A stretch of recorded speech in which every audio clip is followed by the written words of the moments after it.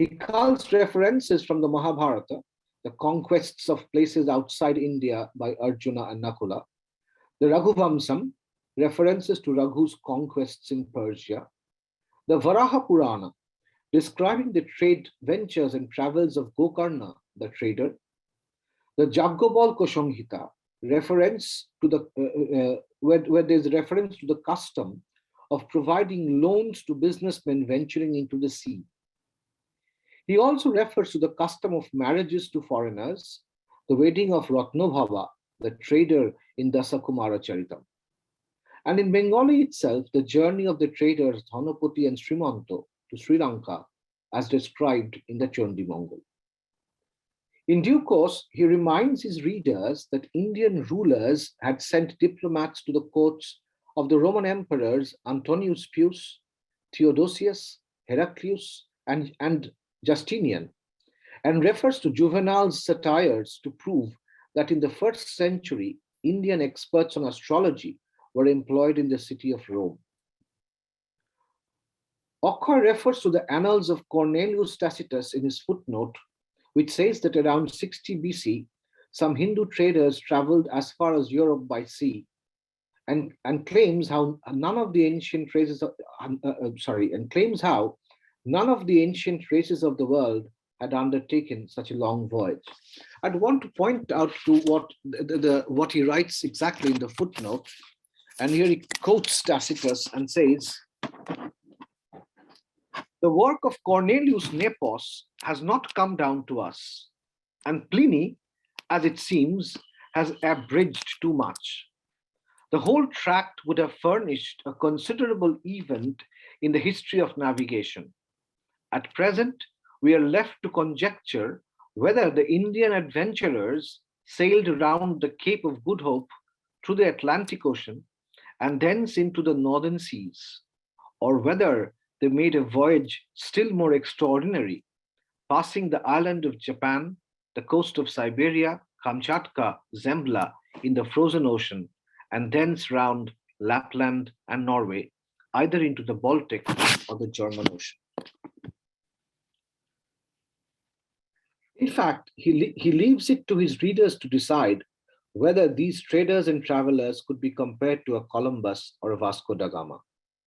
He also refers to Edward Sabine's translation of Humboldt's Cosmos in the essay to point out how there is a clear historical evidence that Hindu Pandits traveled to the Arab courts to teach the Shastras.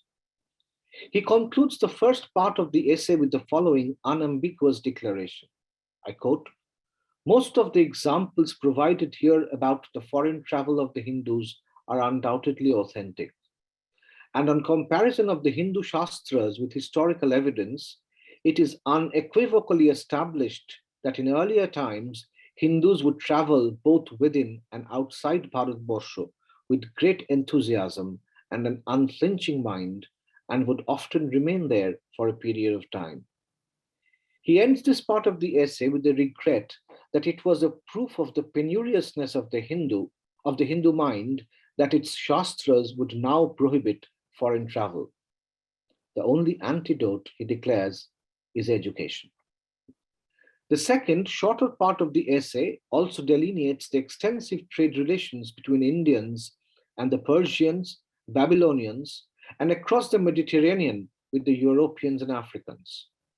Okhoi quotes from various sources and cites extensive reference to establish how pearls, ivory, ebony, cinnamon, gold, dye, crops, perfumes, spices, liquor, and even animals such as dogs were exported from India. He is also particular in mentioning that in places such as Egypt, the philosophy and religion of India were also especially celebrated. In what may be called the companion piece, Prachin Hindu Dige Samudra Jatra, or the voyage of the Hindus into the sea, of the ancient Hindus into the sea, Okhoi refers to the Rigveda Samhita and the Manu Samhita and the Ramayana to establish that much before the Europeans, the Indians were adept at shipbuilding and trading across the seas. To establish his argument, Okhoi refers to several literary texts such as the Abhigyana Sakuntalam, the narrative of Dhanobridhi, the trader, the story of Kandorpoketu in the Hitopadesha, the narratives of Chand Sodagar in Manosha Mongol and Srimanto Sodagar in Chondi Mongol. On a comparative note, he posits texts that have a non-Indian origin, but also make similar claims, such as Aryan's Periplus of the Erythraean Sea, or the opinions of Stamford Raffles and John Crawford on Hindu influences in the islands of Java and Sumatra. This entire discourse, along with the extensive footnotes, brings several strands of the argument of modernity, India, and colonial rule together, and open up a curious and fraught set of narratives on the nature and impact of what one may call the global. The epistemological thrust very clearly is the one adopted from the scientific model recently brought in by the colonial practitioner, with an emphasis on empirical evidence expressed through extensive cross-references in the footnotes. While, on the other hand, the main text is replete with references from earlier literary and cultural texts that emphasize the idea of the global in a pre-modern India. Clearly, there's an attempt to rediscover or revalidate a history of India's past in the manner of a contrastive recollection that places the idea of selfhood in the modern context as the one that is restricted and bounded, as against a pre-modern self that was enterprising and adventurous. This revival is also meant to remind the present 19th century leadership of the kind of global self-fashioning in pre-modern India that was as historically traceable and as real as the contemporary emancipatory and civilizational rhetoric assumed by the colonial ruler. On the question of space as a political construct, Okhoi has carefully skirted the implications of nationalism for the time being. It is also interesting to see how Okhoi uses the term Bharatvarsho as a determinant of the geographical space instead of either Hindustan or India, both of which were current at the time Okhoi lived and wrote. It is possible that for him, the term Bharatvarsho as a semantic label was more inclusive, wide, and neutral in terms of its political valency than either India or Hindustan. Both Manan Ahmed Asif in The Loss of Hindustan and Brian Hatcher in Hinduism Before Reform have written extensively on the subject.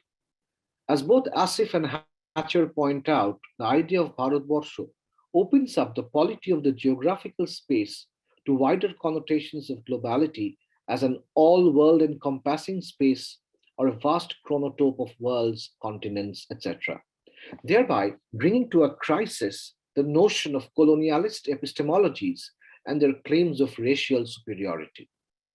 The diachronic movement throughout the content and the footnotes of Okkhoi's essays refer to an already existing cosmopolitanism, one that emerges from the emic and encompasses the etic, and within a framework that belongs emphatically to the past. The idea of the global and the racial that it invokes is therefore one that has less of a derivative import and is hence not of a Eurocentric origin. However, there is clearly no intent of deliberate and symptomatic subversion of the colonial epistemology in Okkhoi's work. He uses their epistemological frameworks and cites sources that have a currency within colonialist pedagogy. In this particular set of essays, he even uses the strategy of the colonialist in speaking of a glorious past as opposed to a diminutive present in terms of the cultural and social exposure of his milieu.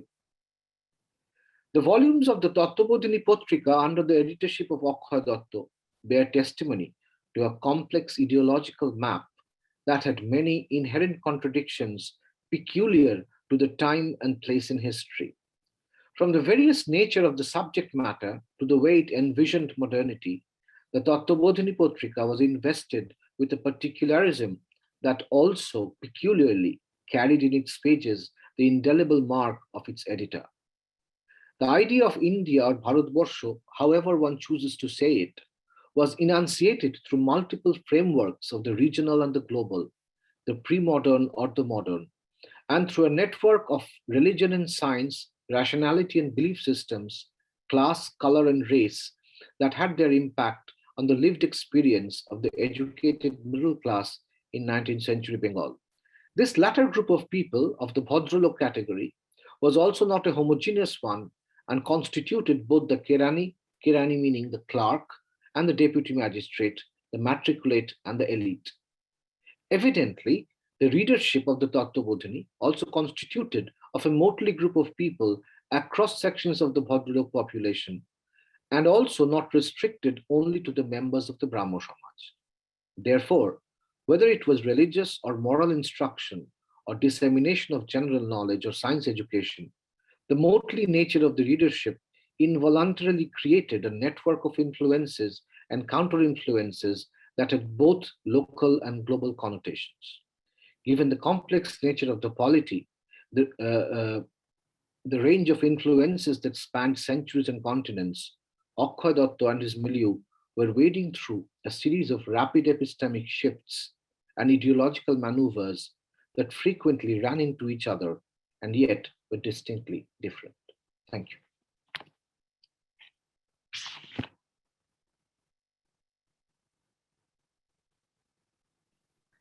Professor Lumba, do you want to start here? Thank you so much, thank Professor you so much. Chakrabarti. Okay, I just have slides.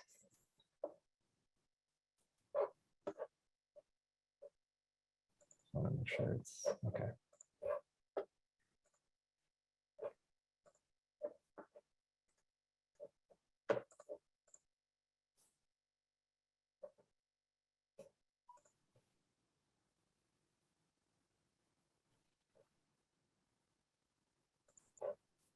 Okay, so thanks again to the organizers. Thank you to Professor Banerjee and Professor Goodlatte, and of course the other organizers who are working behind the scenes. And thank you to Professor Chakrabarti and Professor Tucker for sharing the space with me. I'm very excited to be part of this conversation. Let's see if this is actually sharing now. Okay, should be sharing now. Yeah, okay. All right. First, my apologies, because I had initially proposed to present on racial capitalism and colonial currencies, and this will still be a part of my paper. But as I grappled with more of the themes of the symposium, I was more drawn to exploring several questions about the long Philippine-American War. To begin, I ask, why should this war, a war from approximately 1899 to 1913, matter to Victorianists, to those who primarily focus on the 19th century? First, I think that US colonial war in the Philippines can offer much as a lens to think about a racial capitalist world system, a system that had transformed itself into the more recognizable modern system we live with today, one based on narratives of free labor and free markets, for instance, as opposed to the reality of slavery, its afterlives, and markets of dispossession. Second, and relatedly, the long Philippine-American War also illustrates how a racial capitalist world system is fundamentally structured by interlocking colonialisms, settler and extractive. And then third, the long Philippine-American War, I believe, is a generative optic to think about what I call counter-decolonization, or the eradication or domestication of ongoing and future movements for decolonization.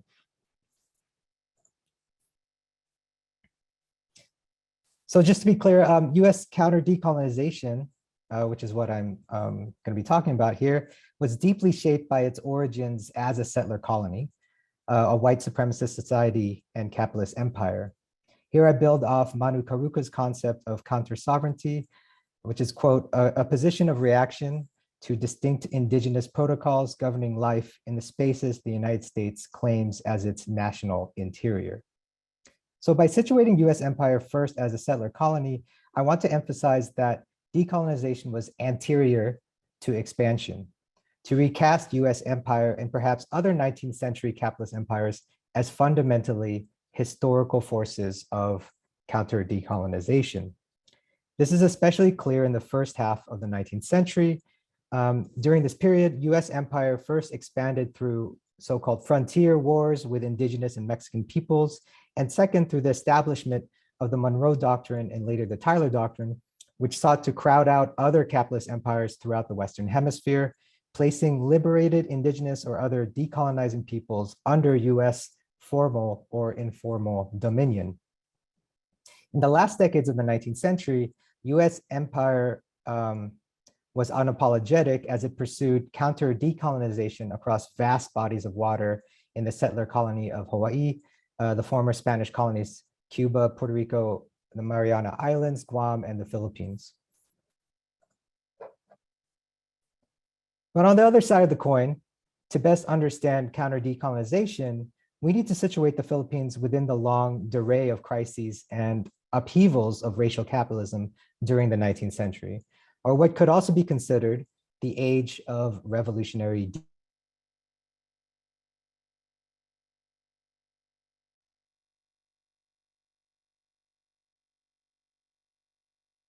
of deep and vast tradition of former Spanish colonies that swept across Latin America during the 19th century. But it should also be noted that the Philippine Revolution is part of a rich tradition of revolutionary decolonization that can be traced back to the 1791 Haitian Revolution. It is this historical tension between the two poles of the long 19th century of revolutionary decolonization and counter-decolonization that makes the Philippine-American War an event that was both world-shaping and world-making.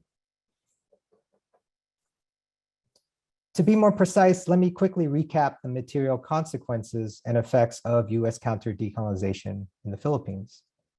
In 1896, Filipino revolutionaries attempted to liberate the Philippines from 3 centuries of Spanish colonial rule.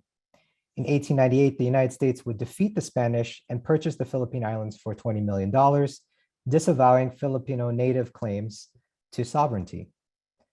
Beginning in 1899, Filipino revolutionaries would take up arms and resist a US racial and genocidal war.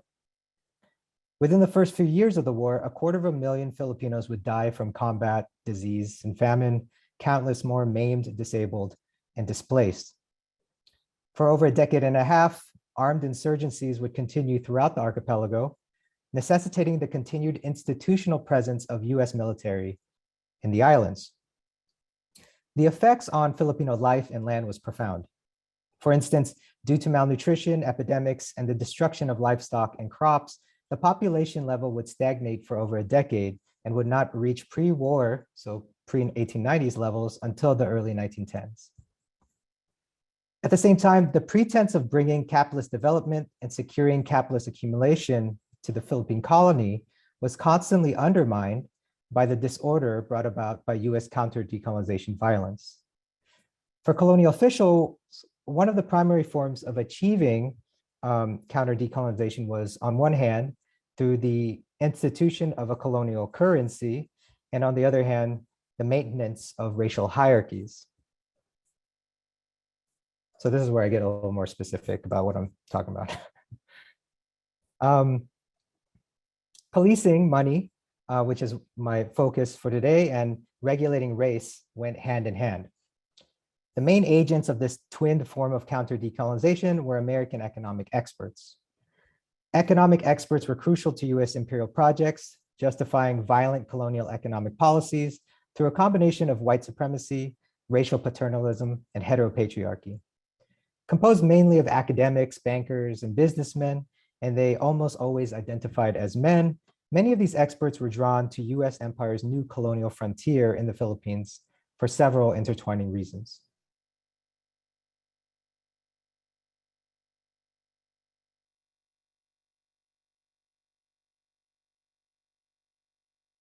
Personally profiting from masculine fantasy of frontier exploration, or seeing it as their paternalistic duty to uplift savage peoples. American economic experts rationalized the operations of capitalist empire through a racial paternalist logic. In this, the American expert exhibited both a racial affinity and rivalry with the Anglo upper-class social reformers of the British Empire. Eventually called progressivism, this movement considered economic reform as part of the so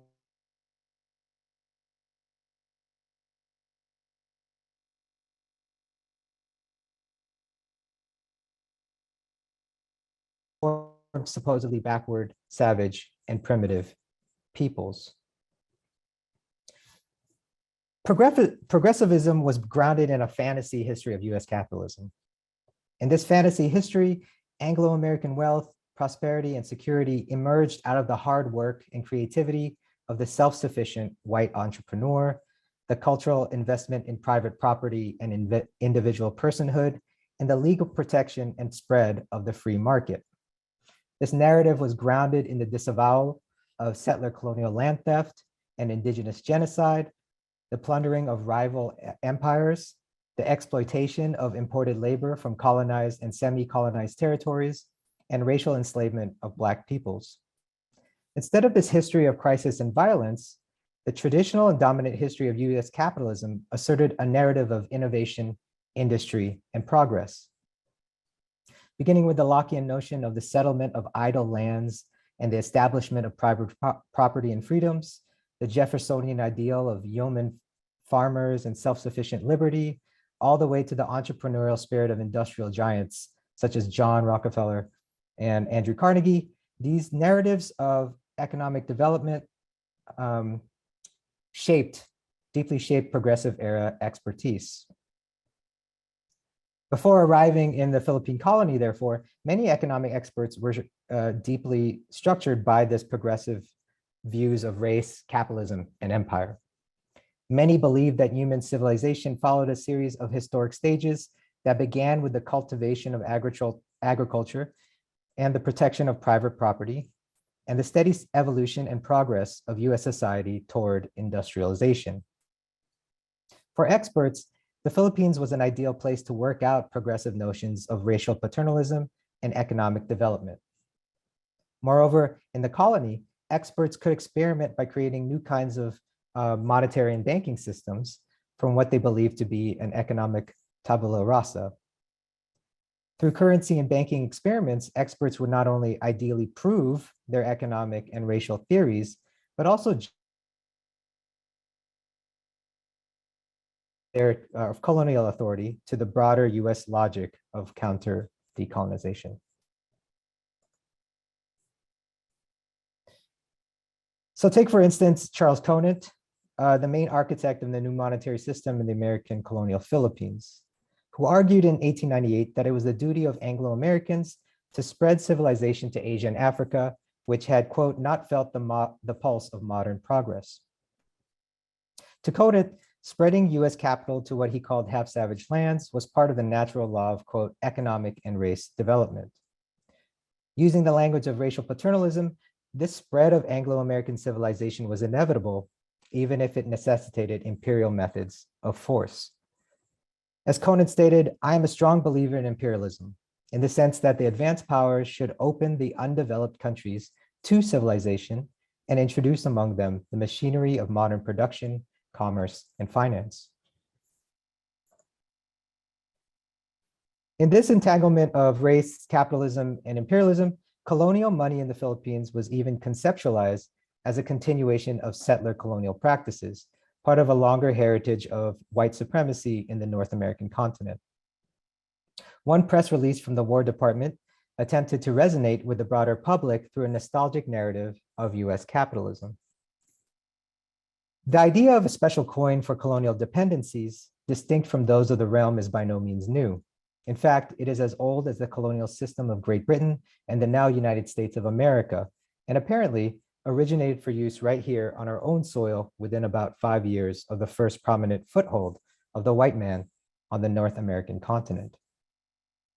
The press release would thus connect the creation of the Philippine colonial currency and America's so-called Asiatic archipelago to the United States' inheritance as a settler colony and its subsequent obligation to spreading white civilization to supposedly uncivilized peoples. In addition to generating white supremacist fantasy narratives of capitalism, colonial currency as counter-decolonization generated profound material effects. For instance, the creation of a new colonial monetary system enabled the smooth and predictable movement of money for military logistics.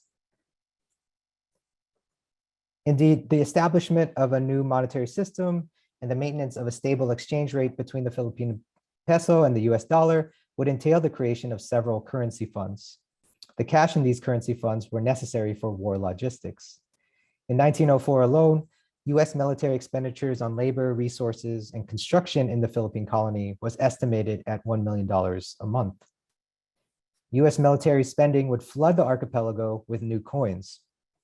However, because the money held in the colonial treasury could not keep up with military spending, the colonial currency fund did most of the heavy lifting to keep cash flowing for war operations such as labor, transport, and equipment. As one of the major employers in the colony during the ongoing war, all wages and debts had to be legally paid out in US-backed coin. The everyday operations of the US military would enable the normalization of the colonial monetary system, a form of counter-decolonization at the level of the quotidian. In addition to US military occupation and financial profits, colonial currency funds were foundational for the proliferation of government enterprises and public infrastructure. Profits from the monetary system provided loans to finance various large-scale projects such as port building, water and sewage lines, electrical grids, roads, and railroads. These considerable profits gained the attention of ambitious colonial officials such as William Cameron Forbes, over here, who was actually the grandson of Ralph Waldo Emerson, Forbes had grand plans of building a cutting-edge railroad system to connect the non-Christian mountainous regions of northern Luzon to the Christian regions of southern Luzon.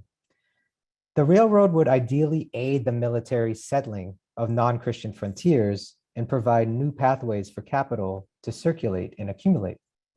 Forbes would also approve the rerouting of several substantial loans to the building of the Manila Hotel and other municipal public works, appeasing the Philippine business community and urban capitalists. Loans from the currency fund thus provided seed money for real estate and infrastructural projects, which in turn would generate bonds and securities for local and foreign investors, further entangling US finance capital with US colonization efforts and perpetuating the cycle of capital accumulation across the Pacific. Other than supporting military logistics and infrastructure, the colonial monetary system also generated profits, directly benefiting both the nascent civil colonial government and the Wall Street banks that acted as currency reserves. Let's look, for example, to 1910. After a decade of protracted war in the colony, Charles Conant decreed not only, quote, the success of the experiment in the Philippines, but also a good profit on coinage. Conant boasted of the profits made from, quote, the seigniorage on the coinage, the sale of drafts, and the interest on deposits in American banks. Additional profits, mainly through the transnational sale of securities, were also generated. Through the maintenance of a massive currency system of about 51 million pesos worth of circulating coins, US colonial authorities had accumulated enough capital to fund and reproduce the civil and military colonial governments, provide liquidity for US private banks, and generate credit for future counter-decolonization projects throughout the region, right? Throughout the Southeast Asia and East Asia. By the beginning of the 1910s, American experts claimed that monetary experiments in the Philippines would result in a translatable model, one that could be quickly employed throughout other racialized economies, such as Latin America, the Caribbean, and the Pacific. So as I wrap up, I wanted to end with some future questions that we could ask about the long Philippine-American War in particular, and more broadly, race, capitalism, and colonialism during the 19th century. First, how can we rethink the long Philippine-American War its more relational history of global racial capitalism? How can this in turn push us into rethinking the history of the 19th century as an intensified era of the Black and Indigenous radical tradition, a haunting history of revolutionary decolonization? Moreover, by focusing on revolutionary decolonization and its antagonism with counter-decolonization, could we use this method to unsettle what Lisa Lowe has asserted as the archives of liberalism, or as I would argue, the archives of alibis? that attempted to create and perpetuate liberal narratives of progress in history, of freedom and liberty, rather than a global structure composed of antagonisms, crises, and unfreedoms.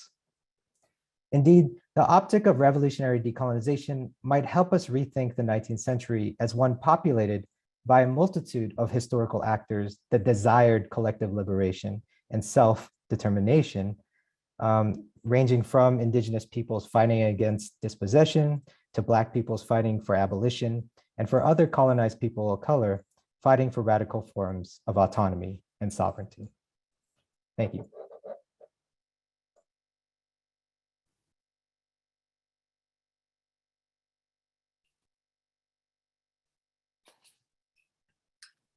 Thank you so much indeed, Professor Tucker. Okay. The origin of modern race begins with a paradox. Why is it historians of the 18th century have long puzzled that the same complex of discourses known as the Enlightenment that ventured the revolutionary claim that all humans are by their nature equal was also the era in which differences in skin color came to be understood as indelible evidence of essential differences in human capacity? Well, this is a question posed by historians of the 18th century. I want to suggest it is perhaps best answered by historians as well as scholars of philosophy and literature of the 19th century.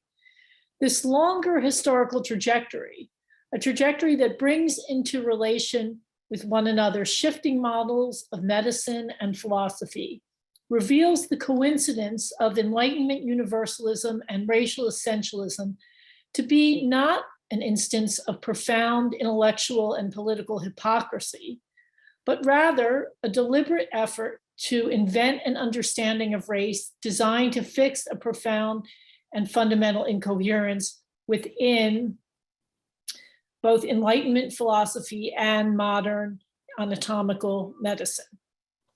Where the Enlightenment universalism theorized by Kant was predicated upon a vision of subjects whose lawfulness and regularity as both inhabitants and perceivers of the material world rested upon their fundamental unchangingness over time.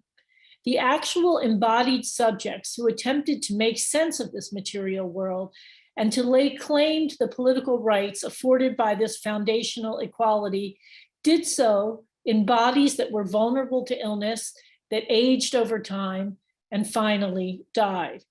As we shall see, it is this inextricability of vulnerable aging bodies from the regularity and lawfulness of the universal subjects who engage the world from within those bodies that drives Kant to envision race as a mark of potential sameness, immediately perceptible in the color of subject skin. This racial fix, moreover, not only builds into Kantian universalism a kind of discursive residue of earlier geographically medicalized models of human difference, but it also, we shall see or discuss in the Q&A because I can run out of time, it lays the groundwork for a strange and unexpected reversion to such interconnections of identity, health, and geography. It is these interconnections that will lay the groundwork for the invention of indigeneity at the end of the 19th century, a concept that emerges in the context of a series of malaria epidemics within British-controlled territories. The relevant prehistory. Prior to the emergence of modern anatomical medicine in the final decades of the 18th century, there would have been no need to make a case for the interrelatedness of medicine and what was then termed human variety. The relations of illness and well-being and variations of character and appearance were understood to be manifestations of the dynamics of a single system of humors. Humoralism rests on the premise that there is no hard and fast distinction between the forces that operate within individual bodies and determine those bodies' conditions of sickness and the forces that operate within the environment. According to the humoral paradigm theorized most systematically by ancient Greek philosopher physician Galen in the 2nd century, Human bodies were constituted and defined by a mixture of four humors: blood, phlegm, black bile, and yellow bile.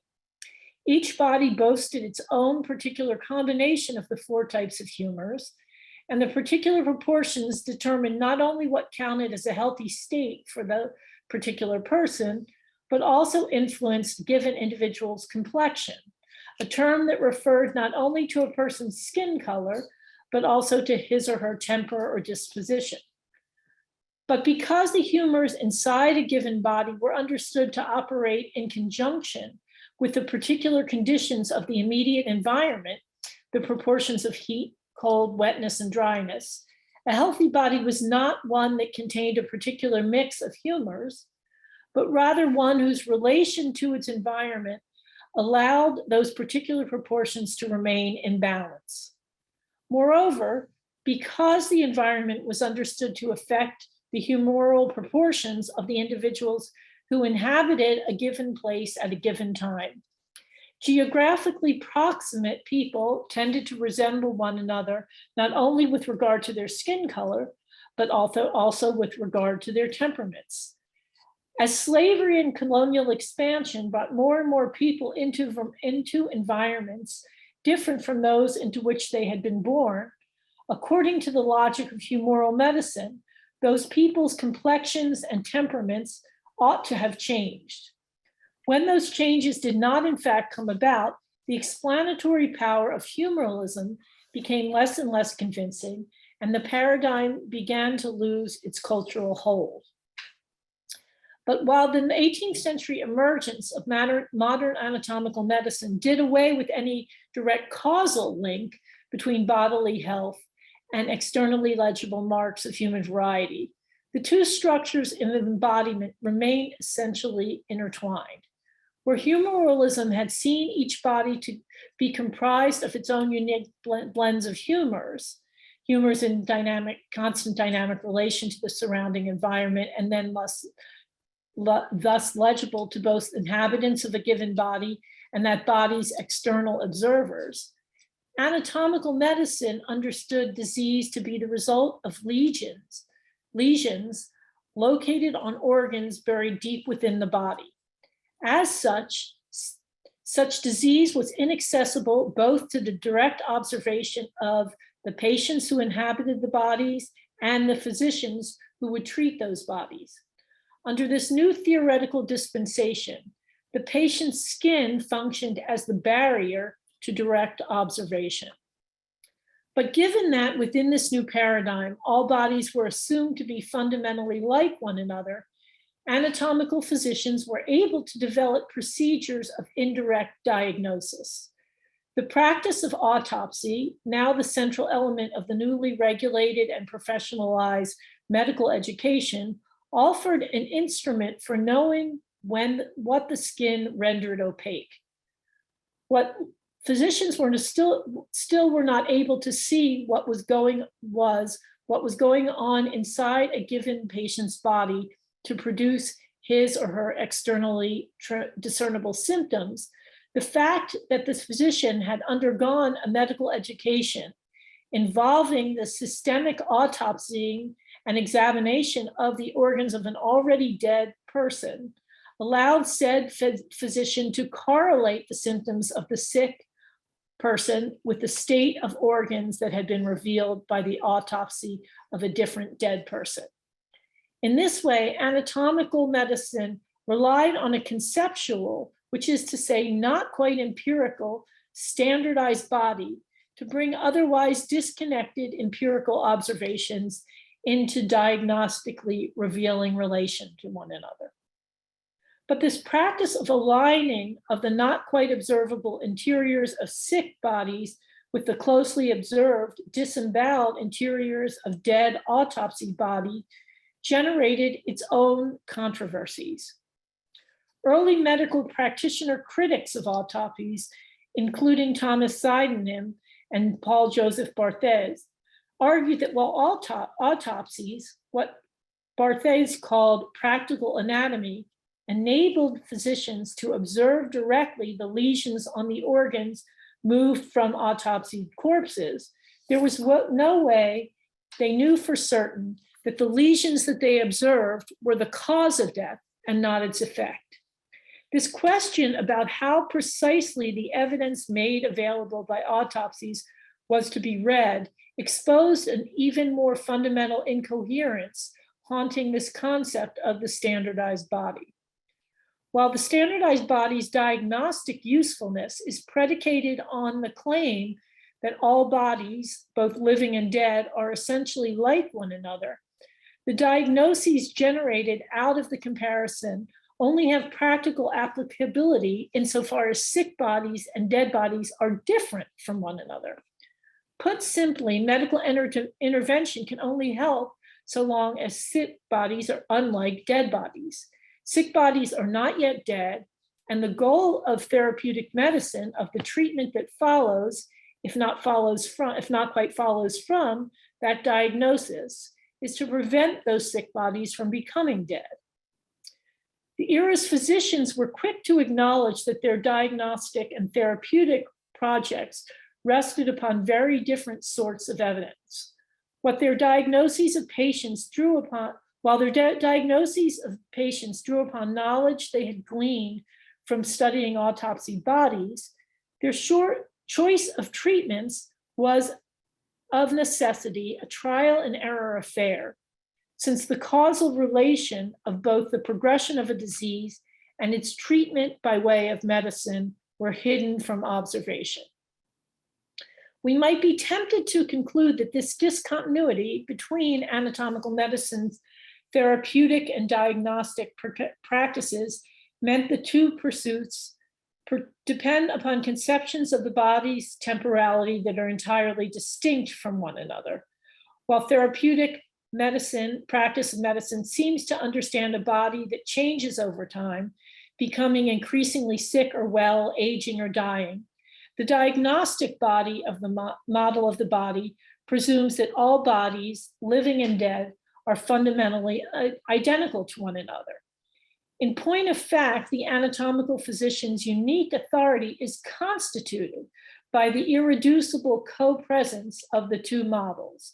The physician is positioned to know a body in ways that the patient is unable to by way of the imputed likeness between a given sick body and an endless series of standard bodies that can be asserted only insofar as its particular relations of likeness and distance cannot be directly observed. The anatomical body's constitutive opacity to itself is an opacity literally located in the skin, and it is this opacity that ratifies the anatomical physician's authority. The skin prevents the physician from directly observing the organs within, and by blocking the observation of changing particulars, becomes both the sign of the body's likeness to one another and also the evidence that the judgment of such likeness is not the result of empirical observation of that body's specific internal organs. In short, the skin becomes the location in which likeness and lawfulness is legible, if not strictly speaking, observable.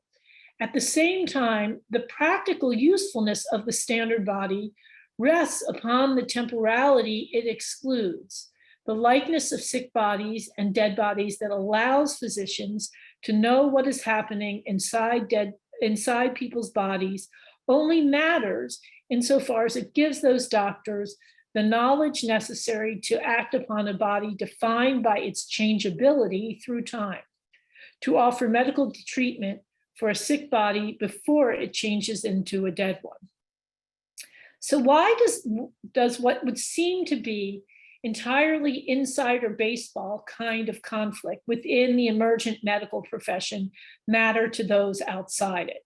Why and how does a shift in paradigms around the legibility and treatability of human bodies, a paradigm shift that introduces a fundamental tension between medicine's diagnostic and therapeutic functions, matter to the politics and philosophy of the Enlightenment, such that its most scrupulous and foundational thinker felt compelled to invent a new category for organizing and perceiving humans in response? At the heart of Kant's critique of pure reason is the notion that the ongoingness of the subject and object world can only be discerned in relation to one another. We know that something exists because we can have thoughts about it. By the same token, the fact that subjects can have thoughts about a real, ongoing, and necessarily interconnected world stands as evidence of the existence of those subjects. But the possibility of this mutual constitution rests upon the presumption that the essential, what Kant calls lawful, qualities of both subjects and objects remain unchanging over time. Where purveyors of philosophical skepticism, like David Hume, insisted that humans have no way of being certain that the images we see at any given moment exist beyond the moment of perception, or that we as perceiving subjects exist from one moment to the next, for Kant, the mutually constitutive relation between subjects and the material object world is both predicated upon an unchanging subject and world and generates unchanging subjects and worlds as its necessary evidence. While anatomical medicine manages the gap between the diagnostic standardized body defined by its stability over time and the kind of changeable body that medical intervention might heal by assigning the two different models of lawful change. The notion of a body that predictably changes over time, which is to say the aging body. It is this conceptual challenge offered by the aging body that Kant addresses in the conflict of the philosophy faculty with the faculty of medicine, written just 6 years before his death. Kant opens his essay with an explicit critique of humorism, focused on the limits of the individual's capacity to know the state of the body she inhabits, to register the relations of lawful causation that is the essential motor of illness. A man can feel well to judge by his, this is Kant, a man can feel well to judge by his comfortable feeling of vitality, but he can never know that he is healthy. I have outlived a good many of my friends or acquaintances who boasted of perfect health and lived by an orderly regimen adopted once and for all, while the seed, kind of death, illness, lay deep in them unnoticed, ready to develop. They felt healthy and did not know they were ill. For while the cause of natural death is always illness, causality cannot be felt. It requires understanding whose judgment can err.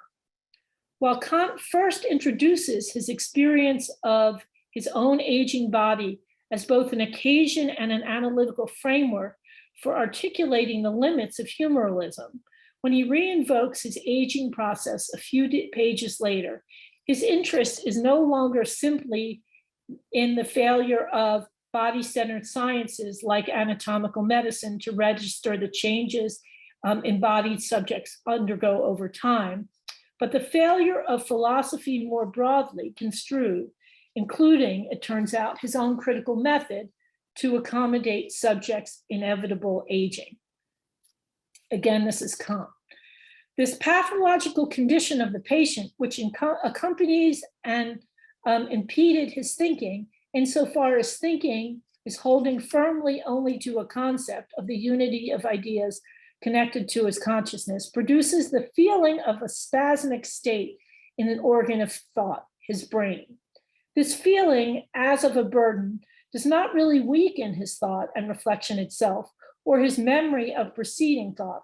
But when he is setting forth his thoughts, the very need to guard against distractions that would interrupt the firm coherence of ideas in their temporal sequence produces an involuntary spasmic condition of the brain, which takes the form of an inability to maintain a unity of consciousness in his ideas, as one takes the place of the preceding one. In every discourse, I first prepare the reader or the audience for what I intend to say by indicating in prospect my destination and in retrospect the starting point of my argument. Without those 2 points of reference, a discourse has no consistency. And yet, the result of this pathological condition is that when the time comes for me to connect the two, I must suddenly ask my audience or myself silently, now where was I? Where did I start from? This is a defect, not so much of the mind or of the memory alone, as rather the presence of mind in connecting ideas. That is an involuntary distraction. One of the most rhetorically striking aspects of this passage is the degree to which shifts in topic go almost entirely. Let me start again. This is me. One of the most rhetorically striking aspects of this passage, Kant's, is the degree to which its shifts in topic go almost entirely unremarked upon. Kant begins with an accounting of the condition of an aging mind. Insofar as such an embodied mind might be seen as simply another instantiation of the aging body he's already been discussing, it is presented less as a deviation from the prior argument than as an additional exemplification of that argument. As the passage proceeds, the aging mind becomes not so much an object of analysis as its subject. A moment later, the temporality in question is not that of the mind producing ideas, but of the sequence of ideas themselves. Insofar as the rational subject's self-identity, their existence as legible subjects through time, depends upon the ongoingness and legibility of the material world those subjects perceive and inhabit. The undermining of any element of this comprehensively imbricated system must of necessity count as an undermining of the entire philosophical system. To the degree to which Kant comes to recognize his own aging as necessary and inevitable, lawful, rather than a contingent quality of his functioning as a rational and embodied subject, the critique of anatomical medicine he offers for its failure to build into its theoretical structure of dynamics of lawful change, like the process of aging and dying, stands as an implicit critique of his critical method. This method defines the necessary or lawful qualities of rational subjects and the material world those subjects inhabit as those qualities remain unchanged over time, and yet requires the passage of time to come to identify and register this quality of sameness. Kant's most sustained theoretical engagement with the dynamics of race and human variety, it would appear on the face of it to be something else entirely. A 1988 essay entitled "On the Use of Teleological Principles in Philosophy." It will come as little surprise, I hope, that for this Kant of this essay, race matters not because it is a topic of interest in and of itself, but because it offers a fix to the unraveling of his system posed by his late life recognition that rational subjects both discern and are constituted by the regularity and lawfulness of the world, do their thinking from within bodies that age and die. Kant begins his essay with what would seem to be a straightforward critique of humoralism, directed at the work of humoralist politician anthropologist George Foster.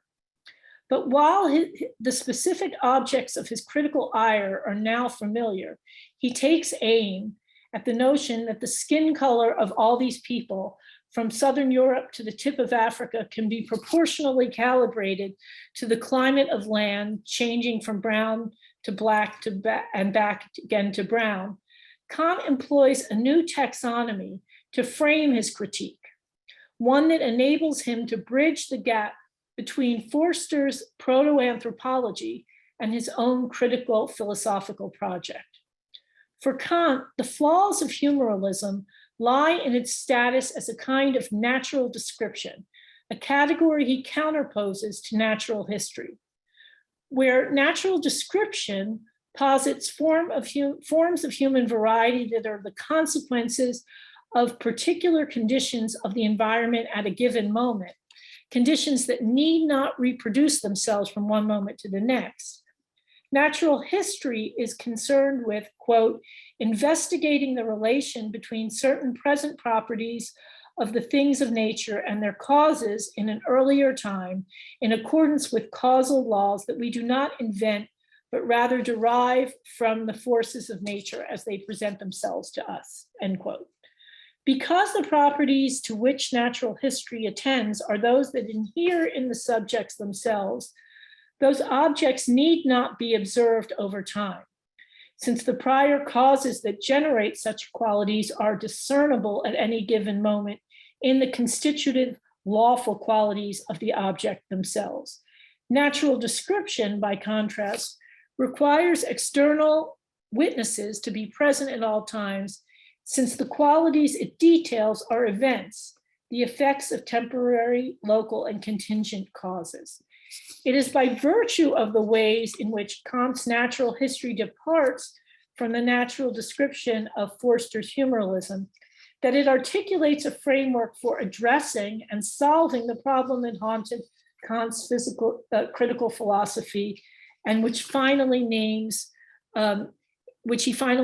in his late career, Conflict of the Faculties, the problem of the aging body, the problem of change that is not contingent or temporary, but inevitable, and in that regard, lawful.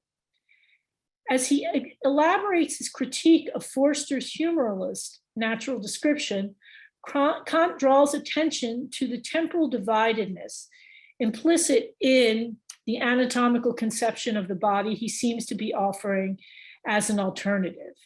Why is it, Kant asks of Forster, that the same providence whose wisdom manifested itself in appropriately locating people whose predisposition makes them suited for this or that climate, unquote, is too short-sighted to anticipate the possibility of a second transplanting, that is, of the movement of populations? While Kant would seem to be alluding to the new global mobility of his era that had served to undermine humorism's claim to explain human variety, what he offers as an alternative explanatory paradigm is not simply anatomical medicine's standardized body, but the standardized body with a difference, the difference of racialized skin. He answers the question he puts to Forster himself. Forster's mistake, Kant suggests, lies in understanding the seeds that indicate a divine intentionality in the form of skin color to manifest that intentionality by assuring the body's fitness for a single environment. In fact, God's intention ought to be seen not as assuring a subject's bodily fitness for a single locale, but for all possible locales. Quote, a complete original predisposition still undivided for all future deviant forms, potentially fitted for all climates. While Kant's invocation of divine intervention might seem on the face of it to announce a vast discursive gulf between the conception of bodily function and the legibility he invokes there and the version of the anatomical medicine he introduces in the conflict of the faculty of philosophy faculty with the faculty of medicine. In fact, the two paradigms are identical to one another. Not only is the word he uses here to designate the universalizing intentionality of God's law, kind or seed, the same word he will later use to name the unseen likeness of bodily interiors, but the way we understand such bodies to be manifestations of divine intention is that function lawfully, which is to say identically, manifests in all times and places. But if Kant admonishes Forster for mistaking differences in skin color as indications of differences in human varieties produced by that subject's engagement with their surroundings, then how exactly does Kant himself account for those differences in skin color? Here is where we get to what is perhaps the most paradoxical and philosophically forceful element of Kant's later career interest in bodies and medicine.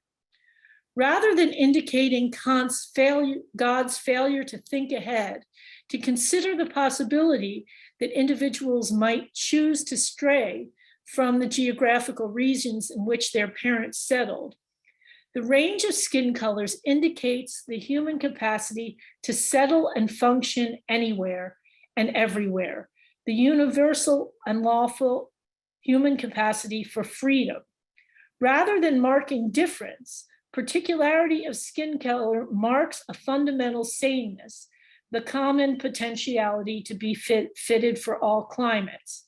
But where anatomical medicine established the essential likeness of bodies by comparing sick bodies and dead bodies, and in that way forced physicians and rational subjects alike to overlook not only the differences among particular bodies, but also more generally, the temporal difference between being sick and being dead, the processes of aging and getting well.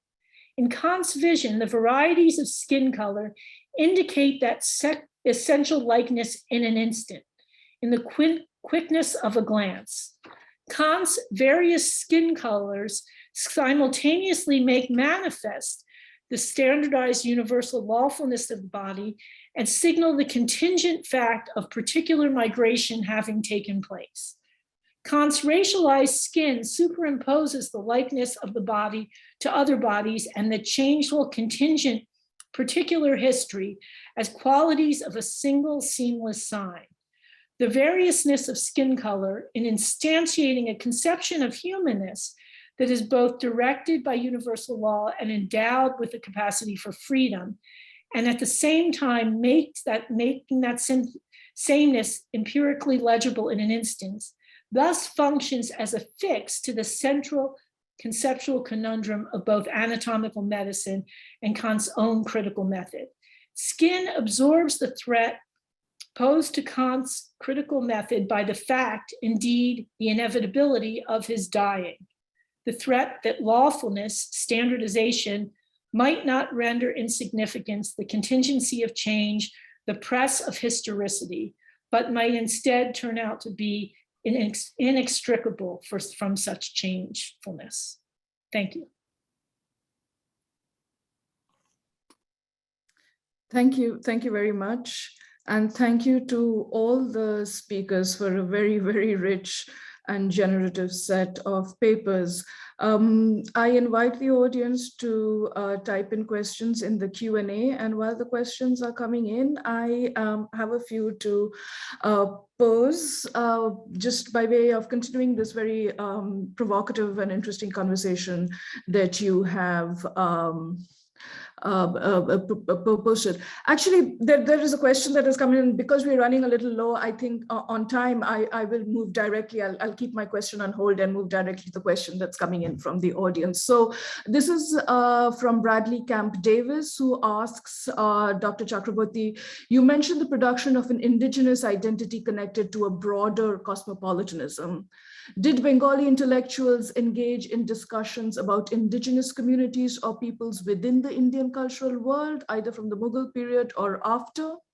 Do Adivasi or communities from other jati figure into these discussions? So that's for Professor Chakrabarti.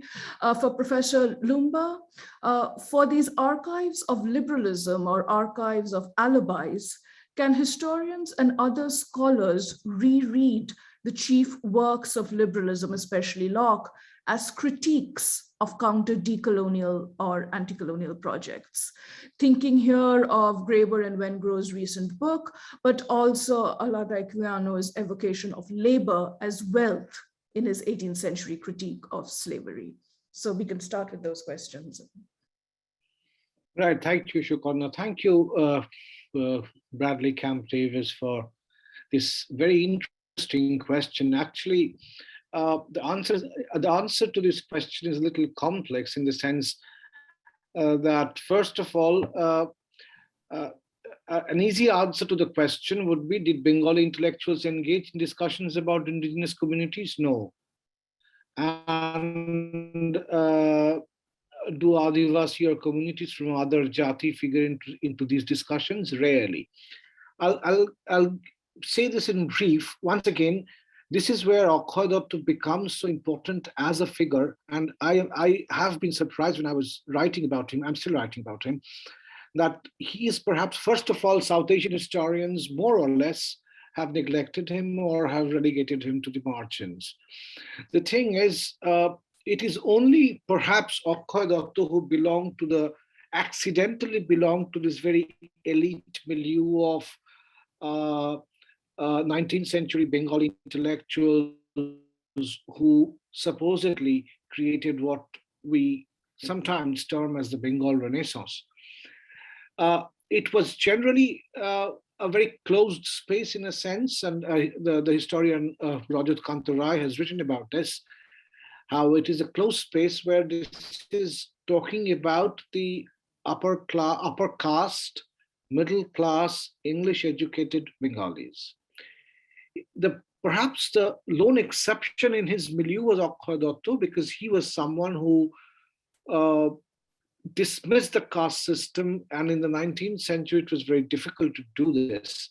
And there's this one story, apocryphal story, but also quite possible, is that so he was traveling with another very well-known intellectual, Rajendra Lal Mitra, and they were going together, and when suddenly the car stopped, the typical tonga in which they were traveling was stopped, and Akhoy Datta came down to talk to a person from the low caste, and he was collecting information about their indigenous identity, about their practices, etc. When Rajendra Lal Mitra comes down and asks another question to this person, and he says, I'm not going to answer you because I'm answering to this person because he smokes the same hookah as I do.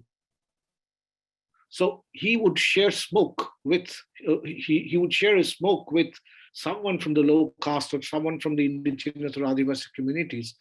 And so he had a very easy access to them, which helped him later on in his life to write one of his most important books called Bharatvarshi Upashak Sampradaya, where he was talking about the various indigenous religious, small micro-religious communities across India. And because he had such easy access to them, because he did not believe in the caste system, and not only did he not believe in the caste system, but also it was very obvious from the way he lived his life that he did not, because he shared a hookah with, is one example.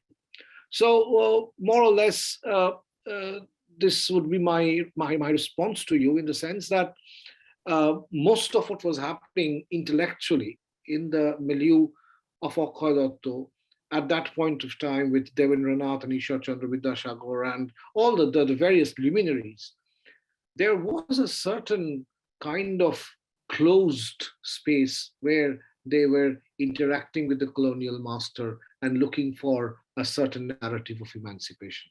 But Akhoy Datta was different.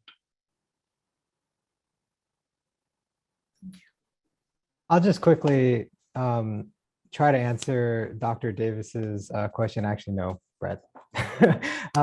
Brilliant scholar, of course, but it's a good question, and it's something that I was referencing Lisa Lowe's work, which, you know, the actual chapters wrangle or grapple with many of those thinkers, right?